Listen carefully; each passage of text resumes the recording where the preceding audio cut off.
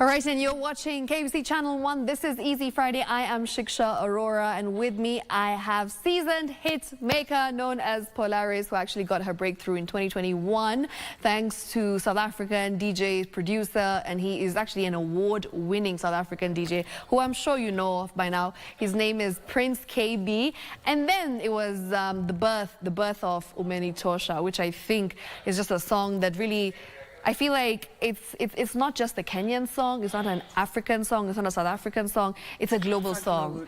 And it's one that I think has really just taken your career from, like, you know, yeah, the doors it opened for me. I cannot believe it, you know. And especially during COVID. Yeah. To start off your career, to get your breakthrough during COVID, yes, it's a big deal.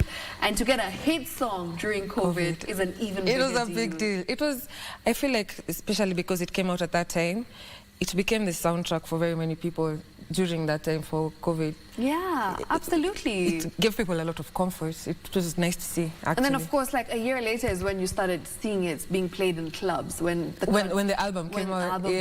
And then countries opened up and, you know, COVID was dying and it's like... And then I got to sing it on stage for the first time. Right? And people went crazy. Of course, I mean... Wow. You have a voice, girl. It was... Polaris has a voice. I mean, I just heard her sing Unplugged and I was like, you can sing. Thank you so much. So how has this whole music career been for you so far? You know, you started off on a real high. And then, of course, I can understand when you start off there, sometimes your expectations are up there because you're just like, what next? Yeah, but you see, that's the thing. Yeah. I didn't start in 2021. I started like around 2013. What? Yes. But then I guess this is where, like, people actually now started to know you properly. Yeah, this is where people started knowing. Yeah. That is, I wasn't always Polaris. I became Polaris in 2020. Oh, okay. Yeah, before that I was in a girl group called Q. Oh, and interesting. Yeah, for like about 5 years. And then after we went our separate ways, I took some time. Then I started doing music again, solo. Yeah. And then I hooked up with friends. We did music, did a couple of mixtapes. They gave me the name Polaris. Shout out to Lucky the Monster. He gave me the name Polaris. And then I was Polaris ever since. Right? Yeah. Amazing. And with that just came a lot of confidence to just push myself and challenge myself. And if I didn't, I wouldn't have written this song. Because now it's like, you know, you're pushing your own brand. You're pushing Polaris, the brand, and not just anybody else. Yeah. And this is when you channel 100% of your energy in trying to make sure that Polaris is out there. Is out there, for real. And I just decided I'm going to put 100% of my energy, everything that I'm doing. Yeah. Especially since what happened with the song happened. Like, I didn't expect it to happen like that. It was literally just a Twitter interaction that became an album feature. So he just reached out to you and he's like, I like your voice, or you reached out to him? No, it was... he was jamming late one night, and then he happened to like take a video and post it online. Okay. So I couldn't sleep on that day. I remember I was just online. I'm hearing this. I'm like, I like what I'm hearing. Yeah. Let me see if I can write for this, because I hadn't written for Afro House like that before. I wanted to try and channel. I wanted to try and try something new. Yeah. See if I could. Yeah. So I went, I wrote something, I went and recorded it, and then I put it back on Twitter, and I was like, guys, please help me tag Prince KB. And then it blew up. So many people tagged him, and that's when he heard me. Wow. And he was like, wow, you know, it's yours. This is it. And then that's when he DM'd me. He's like, give me your number, let's talk. And yeah, after that, everything just... And then we met, like, now when countries opened up afterwards, yeah. That's amazing. Yeah. Tell me about your new EP. You said it has 6 songs. Yes. Maybe you can take us through the songs, the feel, what it's inspired by. So my new EP, Tufanye, translates to, like, what will we do? What shall we do? Yeah. It's called that because I feel like the songs have different kinds of emotions to them. It's a very vulnerable EP. I'm trying to un-gangster people out here because everyone feels so gangster these days. Like, just feel your feelings. Yeah. And whether it's love, whether it's lust, whether it's anger, whether it's delusion, whether it's anything, I feel like that question, Tufanye, will always, it just translates, it just cuts through everything.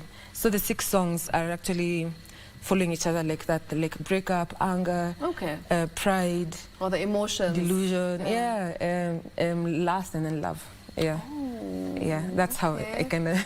Okay, and like in terms of the genre of music, what exactly is the genre of music? Are you still in the Afro House era, or have you moved to R&B? Or what exactly is it about? Ooh, wow, okay. I don't know. I just feel like I just went into studio. Apart from... Is it urban tone? It's not urban tone. Apart from... there's one song called Unadu, that's R&B. I remember just going to studio with Dilly. Shout out to House of Dilly, a really good producer. Yeah. And I just told him I want to be an R&B babe. So today we are doing R&B. I was actually, you know, when I heard one of the songs, like it's giving me Karun, Zinia, Manasseh vibes. Which song is so that? I'm just like, I don't remember the name, That's but dope. there was a song that I heard from your EP, and I was just like, wow, this babe is Afro House from Umenitosha, and now we're seeing like a different side. So I'm all about experimentation, honestly. That. I find it hard to put myself in one box. Okay. I just, if something feels good, I'm gonna jump on it. Yeah. So this one has, it's mostly, I would say it's mostly R&B-ish, Afrobeat-ish, maybe Afro-pop, mostly. Okay. Yeah. Okay. Maybe just like a hint of Afro House somewhere just deep in one of the songs. Piano anywhere? No. Okay. No. Maybe now later. Maybe after. Yeah. Okay. And there are some, you know, incredible collaborations in this EP, right? With the producers, yes. Yes. Yeah. So I worked with Dilly. Nice. So Fresh and Wodomolo. Okay. The three of them, and it was one of the best experiences of my life. Yeah. I would never forget this ever. They are amazing musicians, each of them, and it was so cool that our vibes just gelled so well with each of them, and it was not the same session, it was different sessions like all the time, and it was so nice and it was so good, and I felt really honored to be in the presence of people who are really that talented, and it's like we were just in sync. So it was very easy to put something together. Even the hard process didn't seem difficult a little bit for me. Yeah. The writing in studio and everything. Yeah. They made it really, really comfortable for me. Yeah. I like that. I like to see artists who are able to collaborate with different producers. And also, you know, aside from you saying that they're talented and you learn from them, I feel like it's also the other way around, because sometimes, you know, such big names can learn so much from somebody who, as you said, like, I feel like you're undermining yourself. I'm not undermining. When they worked with you, they were probably like, wow, you know, we can learn so much from her as well. So it's nice to see, like, you know, people from different backgrounds, of course, with just one common goal, which is music, to make good music, right? Yeah. Come together and then just learn from each other, which is great. It is very, in the spirit of collaboration, you know, as we talk about collaborating, who would you like to collaborate with in the Kenyan industry? Which singers, you know, which rappers maybe, which artists in general? Definitely. Okay, Blinky Bill, for sure. I see that happening. Yeah. Bien. Oh, Bien. Yeah. Please, wherever you are. Say it. Please. Speak to the ears of Bien. Definitely Karun, Zinia. Yeah. Who else? The Kenyan Calligraph. B.O.G. As in, definitely. Yeah. Nyash. I would love to collaborate with Nyashinsky. I feel like we would do something crazy. Yeah. It would be really, really dope. It'd be like, and then we'll be like, this is really dope. Yeah. Yeah. So far, you know, I want to collaborate with so many people. So right now, those are the only names I can come up with. Top of my head. Yeah, but for sure, Savara. That's an interesting choice. Yeah, I love his album Savage Level. I love it so much. As like, I think he feels me to an extent. He does the music that I really like. Yeah, and I feel like we'll do something great. Yes. I like that. Polaris, you know, your journey, you said, started in 2013, and then obviously until 2014, which, if you, 11 years? Around 11 years? Give or take, yeah, give or take 11 years of being a singer, of being a writer, of being a producer. Not yet? Not yet, but thank you. From in my future. mouth to God, Yes, right? Yes, So I'm I feel working like on it. You are, which is great. I feel like you've managed to, you know, double and do different things, which is nice. So when you started off in this industry, did you always just want to be a singer, or did you want to always, you know, be like, okay, I want to wear many hats. I want to also do this. I want to try out this. What did you think was going to happen, like when you first started off? Like, what was your vision? I just remember I just wanted to sing. Yeah. I knew I could write, but I feel like I was concentrating on the singing part more. Okay. But then the more you grow, the more you realize, oh, these other things are also important. Performing is also important. Being a good recording artist is also important, because anyone can step into a booth. Yeah. And just do something. But these techniques, this stuff that you do on the mic, that, you know, you learn along the way. So it was as I went along, when I interacted with different people. You know, when you go for many shows, you see how people are performing, and like, I want to do that. So you go practice that.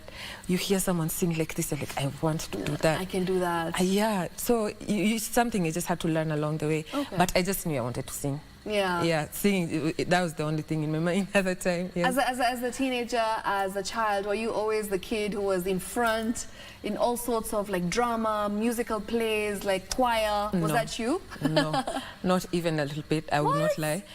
But I remember... How did you discover you have this powerful voice? I think it was by mistake, actually. It was in primary school. Okay. We had just finished class 8, and we were supposed to sing for parents or something. Yeah. And we were supposed to sing for the teacher one by one. Okay. So I just remember singing, and guys were looking at me like, whoa.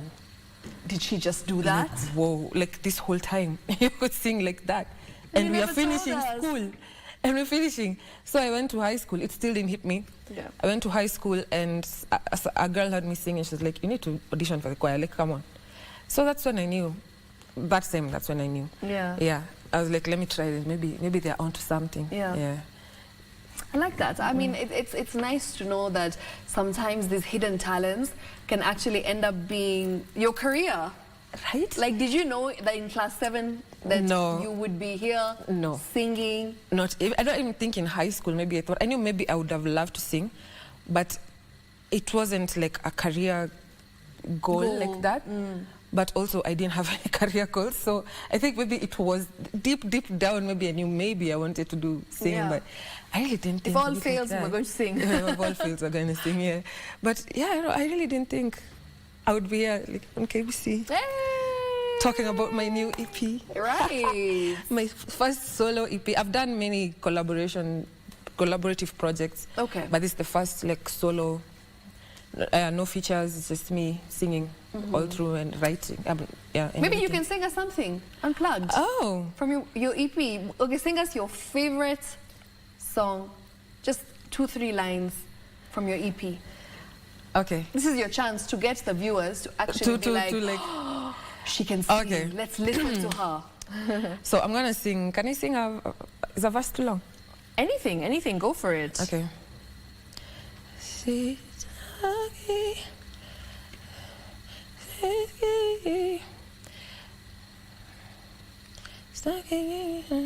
preparing, channeling, getting the notes right. Are you ready? Yes. Let's go.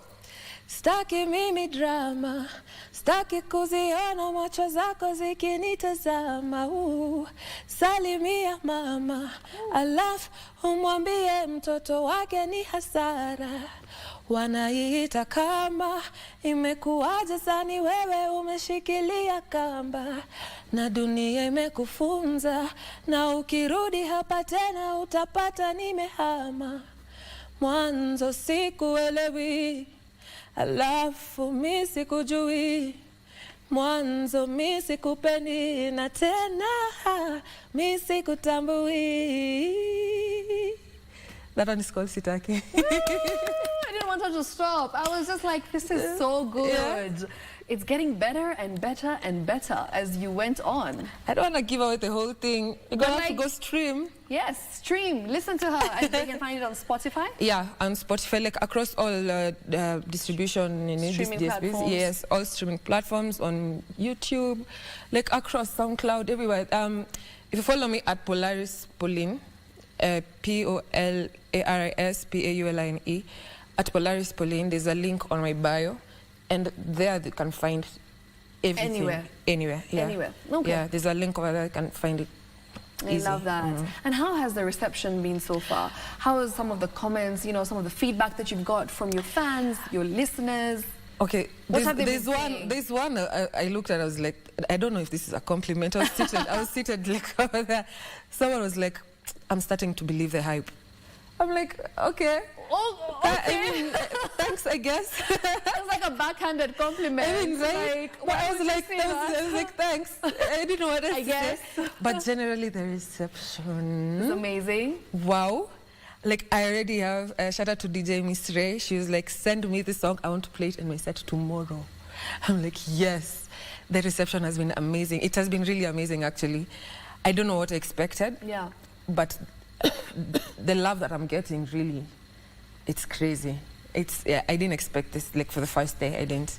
So I can't wait to see what happens with this EP as the days, you know, go along. Of course, and I feel like it's only going to get better because, you know, as time goes by, people start listening to the music, they take it in, you know, they let it sink a bit, they marinate it, and then they're like, oh, let's play this on repeat. I want to hear these songs in the club. I think we need to do that. We need to get like Kenyan DJs to be playing Kenyan music. I feel like there's been a lot of growth. You know, it's been very, very good to see when you go to a club and when you listen to the kind of music that's being played. Back in the day, I remember, before the whole play Kenyan music, you know, movement, it wasn't 50-50. But now, I feel like we're still not there, but maybe it's like a strong 40. Because like if you go to a club, you'll hear 2 or 3 songs which are Kenyan, and then you'll hear like 5, 6 international. Then back to the 3 Kenyan songs, which is great. And then even the radio stations, we've started listening to a lot of Kenyan music. Yeah, because there's a lot of really good Kenyan music out there. Really, a lot of really good Kenyan artists. Like if you just look beyond the guys who just do cloud for like shock factor or something. Yeah.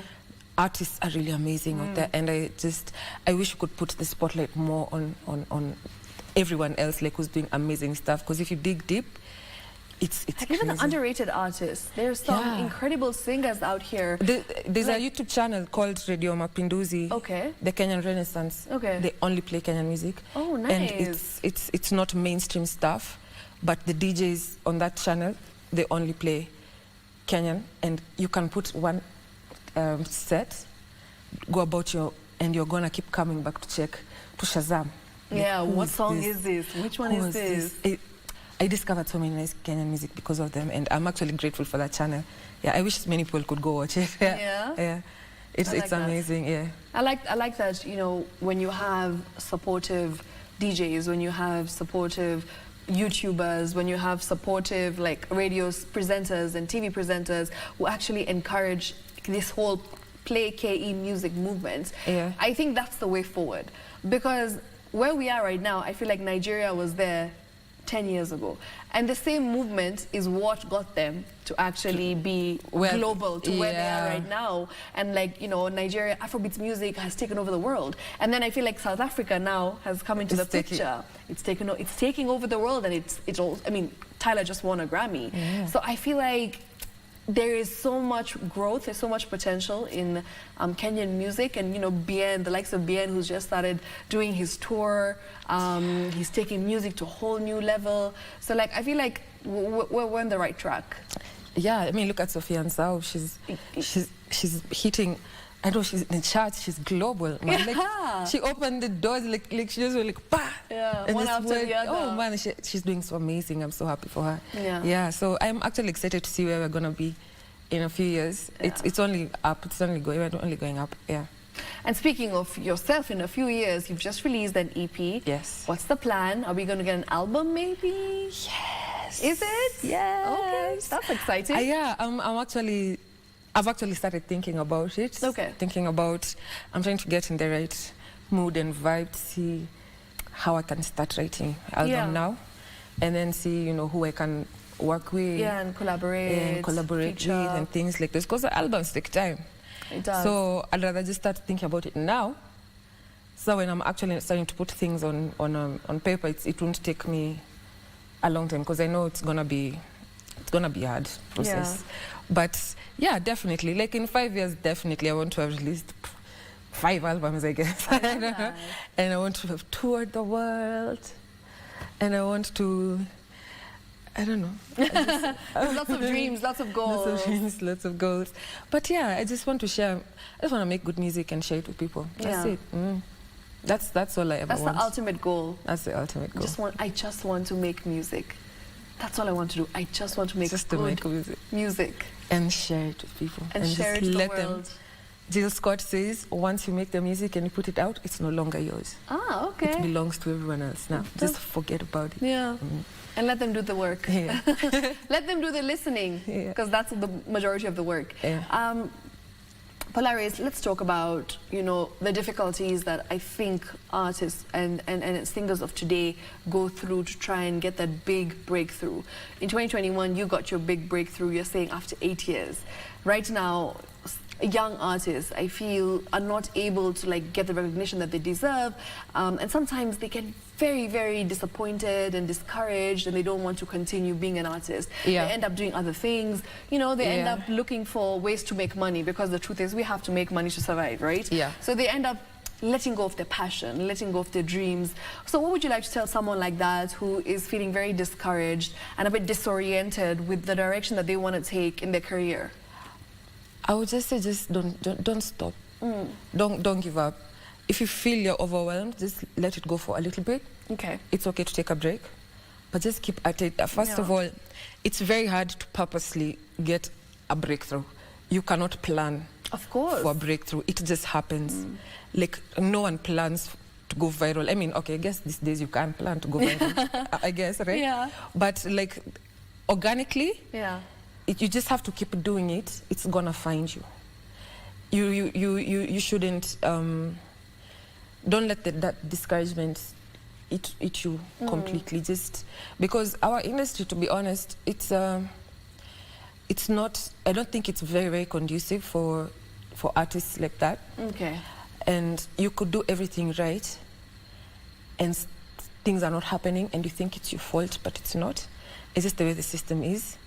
And until something changes, it's gonna be like that. But you need to find people who have the same goal as you, a community. That's how I started with Sauti.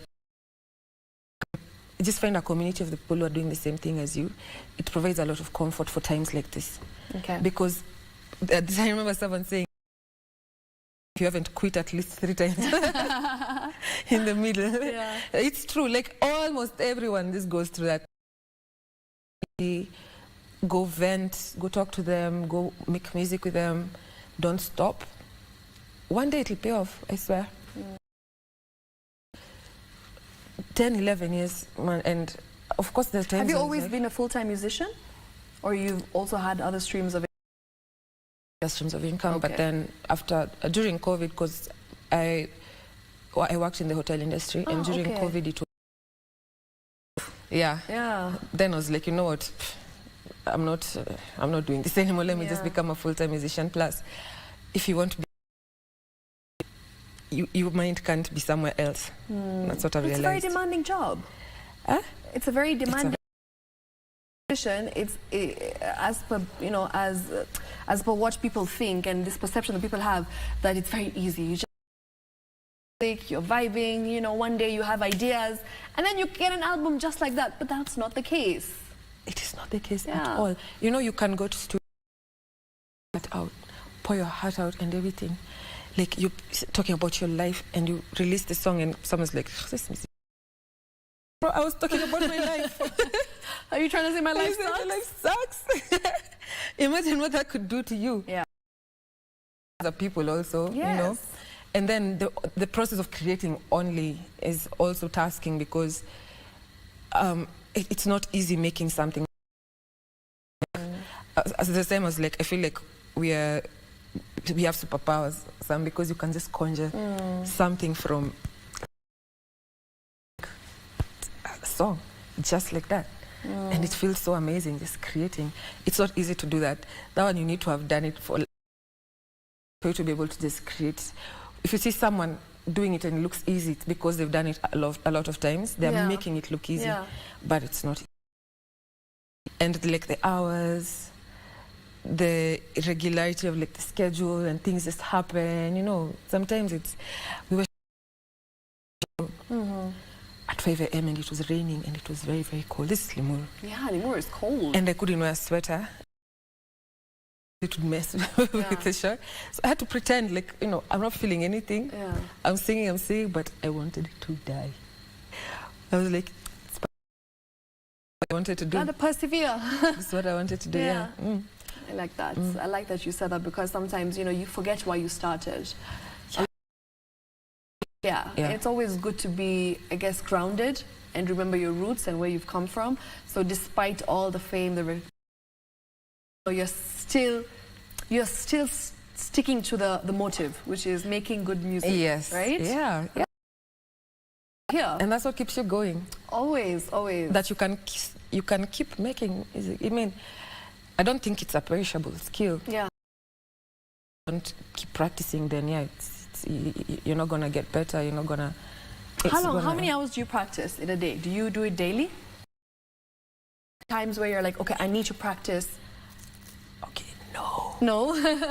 I don't wanna set myself up, but how many hours I do? I just sing. And write a couple of hours, maybe a whole afternoon. Yeah. And like sometimes. Okay, I like that. I like that, you know, despite you being in this career for more than 11 years, you still like, I need to practice. Yeah. Make sure that I've got it. You're only as good as your last project. Performance, song. Yeah. So if you don't keep at it, you don't learn new things, listen to other artists, see what's happening out there. And it's difficult, You're gonna get depressed, and then, you know, you're like, oh. But I mean, definitely good. And I think that brings us to the end of our conversation here. Thank you so much, Polaris. Thank you so much. On this Good Friday, it's Easter. You know, I just want to wish you all the very best. Thank you so much for this EP. I do hope that you go and listen to. Yes, and go check it out. It's available on Spotify, all leading streaming platforms. You can go check out her Instagram page as Polaris, Pauline. And go and listen to the kind of great music that she has in store for you. Just in search for good music, you've come to the right place. Just go check it out. I've given you a plan for tonight. So, and we'll do this again. Yes. All the very best in your future endeavors. Thank you so much. In your projects, in your EP. And I just wish you literally nothing but good vibes. Good. Thank you so much. This was so much fun. Oh, I'm glad you enjoyed it. Thank you for coming. Thank you. That's it from me. I'll see you next week. Have a splendid. The rest continues, the party continues, and the entertainment right here on KBC continues. Shiksha Arora signing out. I'll leave you in the able hands of D. Make sure that your Friday night has just gotten started with some fantastic music. See you next week.